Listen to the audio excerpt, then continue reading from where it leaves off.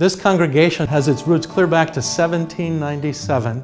Francis McCormick and Philip Gatch began the very first Methodist class meeting in the Northwest Territory. That eventually became the roots of our church, built here in 1835, and ultimately the foundation of the faith community that exists here in Milford.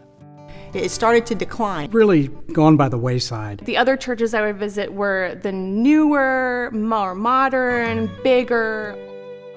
As I arrived here in 2012, I discovered upon listening to many of the members of this congregation over a number of house gatherings that there were some difficulties they were facing. They were kind of losing traction a bit over the last decade, and especially in the fact that they were losing some of their younger families.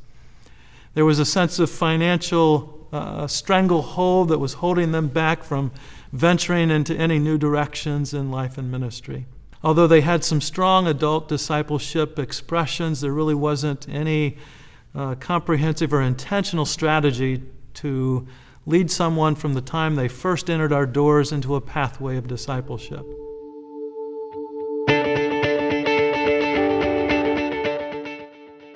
Soon after that, we were invited to consider being a part of the Missional Church Consultation. We received an invitation from the bishop and sent a team of 5 folks to that, and initially, to make a long story short, said yes, and were immediately on a journey in this wonderful process of revitalizing our congregation.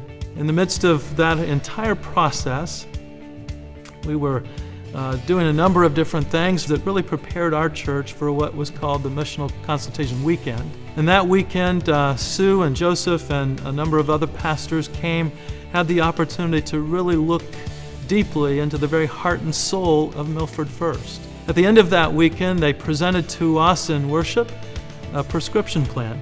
And that plan affirmed some strengths that we had, but also named 5 particular areas that God had laid on their heart that would be pathways for us to move forward into the future. And then we as a congregation had a month of prayer to consider whether we would embrace those changes. At the end of that time, a charge conference was called. You could feel God's Spirit at work in this place. And the vote came in that evening. It was 93% in favor, and we were moving ahead.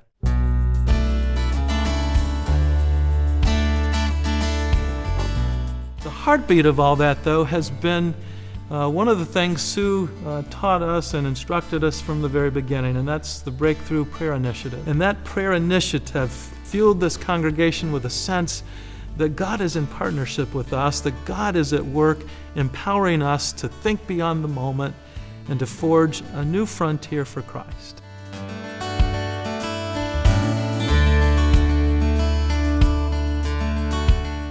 So this last year we took a different approach of growing generous givers, which was really focused on trying to help each of our members and friends feel a way to personally connect their giving with what Milford First is trying to do. So as a result of our Growing Generous Givers program this past year, one of the most exciting things that we've been able to do is we've really been able to see a change in the per giving unit.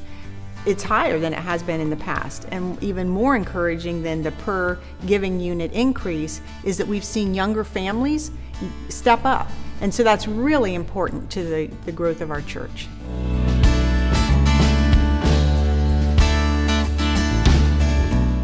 The consultation initiative has been a real shot in the arm for our church. So we're seeing in our church, in the various teams that are addressing the prescriptions, a greater involvement of a wider number of people and really a bigger age group.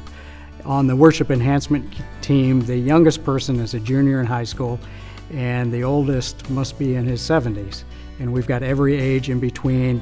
And we represent a variety of styles of worship. But the really neat thing is that we might have a preference for contemporary or traditional, but we've been able as a team to look at worship as a whole. We've really been able to bond as a group and work together on both styles of worship.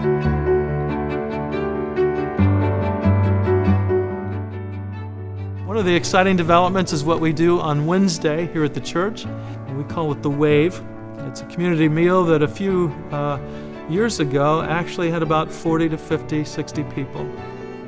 And now it's bursting at the seams with over 120, 130, 140 people gathering on a usual Wednesday afternoon.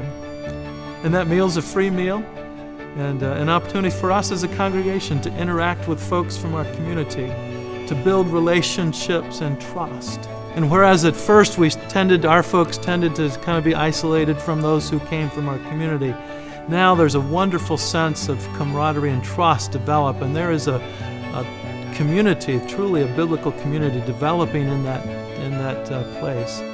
Ultimately, a church is measured by its capacity to make disciples of Jesus Christ. The Missional Church Consultation has given us the tools to do that in a hopeful and yet healthy way.